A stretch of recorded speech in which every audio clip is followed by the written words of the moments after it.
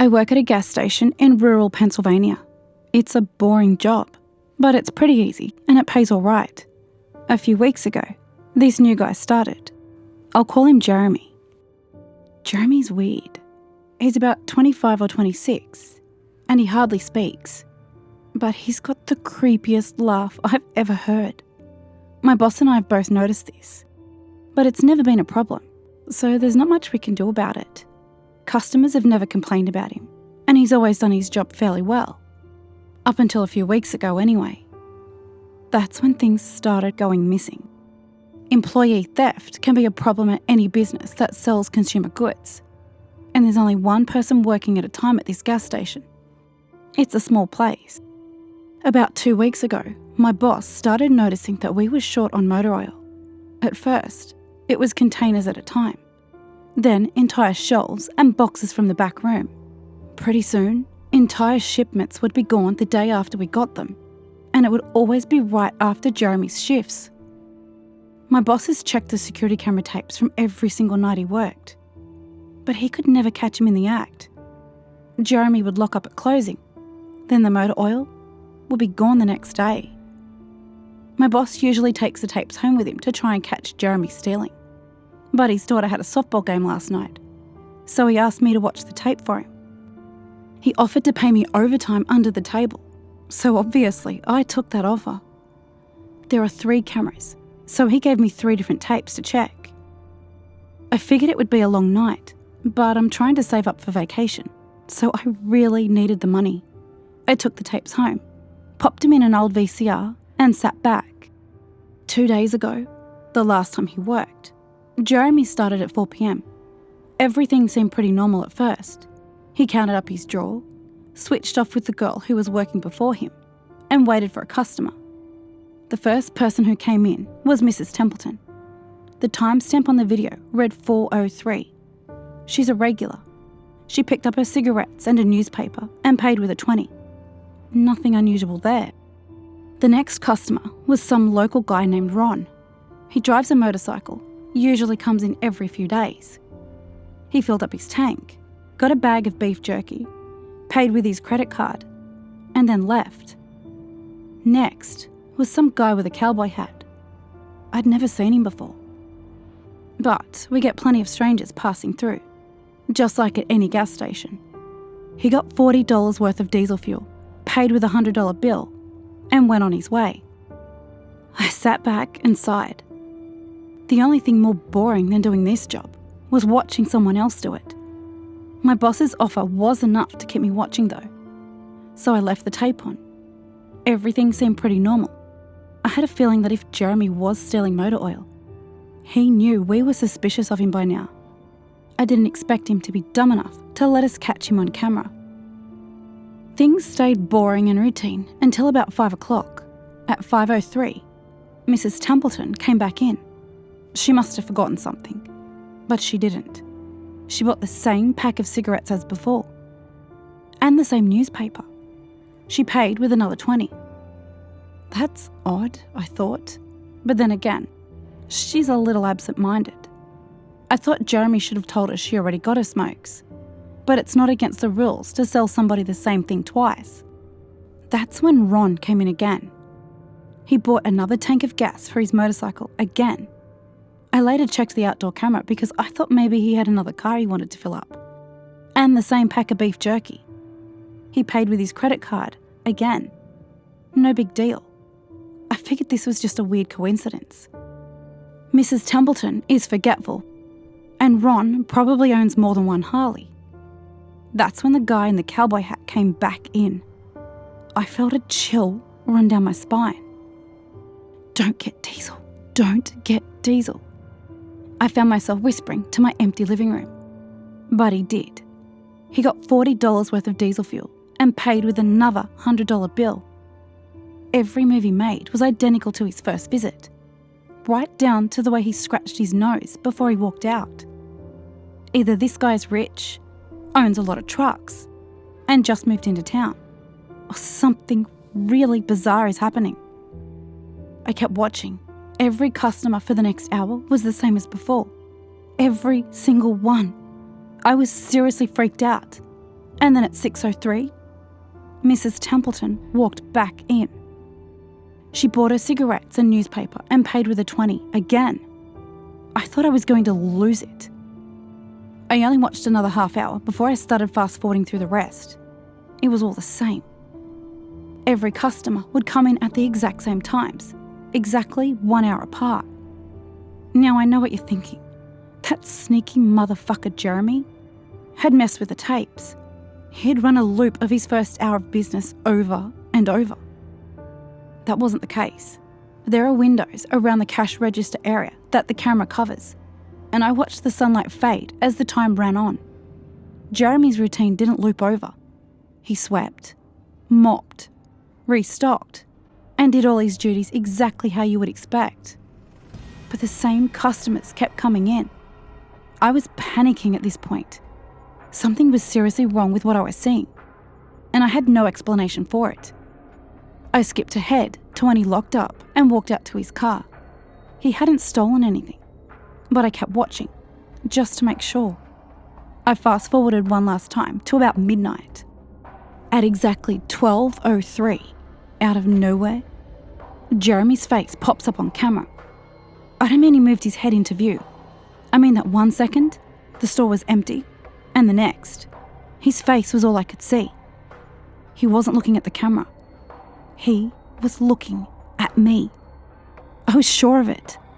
I screamed and fumbled for the remote. By the time I grabbed it, he was gone. Just as soon as he had left, one frame he was there, the next he wasn't. My hands were shaking like crazy, but I popped in another tape. The other indoor camera shows the back area by the cash register, and I would be able to see how he got up to put his face in the camera like that. I skipped ahead to 12:03, but there was nothing. I would have been able to see him standing on a chair or something on this tape, but he wasn't there. I didn't see him enter the store at all after he left. It's like he wasn't really there. He doesn't know the security code, and no alarms were triggered that night after he locked up. What I did see, however, was that at 12:03, the motor oil vanished off the shelf. All of it, same as Jeremy's face. 1 second it was there, and the next, it wasn't. I turned that tape off and went to bed, but I didn't get a wink of sleep. My body is exhausted right now, but my mind is racing. That tape was undoubtedly the creepiest, most disturbing thing I've ever seen in my life. I work in a few hours. My boss asked me to bring the tapes back in and let him know what I found. But really? What the hell am I going to say? Jeremy works the night shift tonight, directly after me. And the plan is for my boss to come in just before I leave and confront him with me, as I'm supposed to be the one who caught him stealing. I have no idea what I'm going to do. I suppose I'll have to show my boss the tapes. But I don't want to watch them with him. I never want to see something like that again. I can't get the image of Jeremy just smiling directly into the camera out of my mind. It was the creepiest look I've ever seen on another human being's face. Anyway, I'm going to try and get some last-minute sleep before I have to go in and deal with this. I'll let you guys know what happens. Update. 2:49 p.m. Updating from my phone. Apologies in advance for any errors. My boss just finished watching the last of the tapes. I told him what to expect, but you really can't prepare someone for something like that. He's scared shitless. I still am too, and Jeremy is due to come in at 4. We've got a little over an hour to get our shit together, but neither one of us knows what to say to him. Is he just a fucked up guy who likes to steal motor oil and scare the shit out of people? Or is he something else? I don't know if this is crazy, but does anyone think he could have anything to do with the time loop? My boss said he never noticed anything like that in the other tapes, but the way he popped up on this one made me think he knew I would be watching. It's like he wanted me to see what he could do, like he was showing off or something. The way he smiled into the camera was like a little kid showing you a sandcastle they just built or something. I don't know. I probably sound crazy. I sure feel the part. I'm going to go talk to my boss some more. We have to calm ourselves down and figure out how to handle this. I'll update again tonight, but I have a really bad feeling about how this is going to play out. Update, 4:33 p.m. No sign of Jeremy. Tried calling him, but his phone has been disconnected. We're calling the police. Update, 5:33 p.m. No sign of Jeremy. Tried calling him, but his phone has been disconnected. We're calling the police.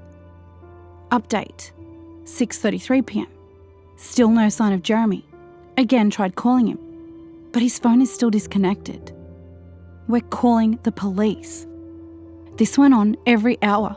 7:33 p.m, the same.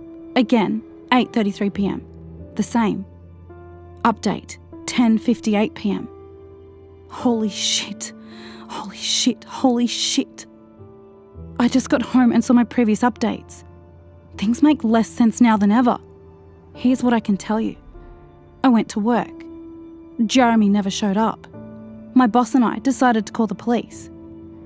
As you're well aware, when I picked up the phone to call though, the sun went out. That's what I thought happened.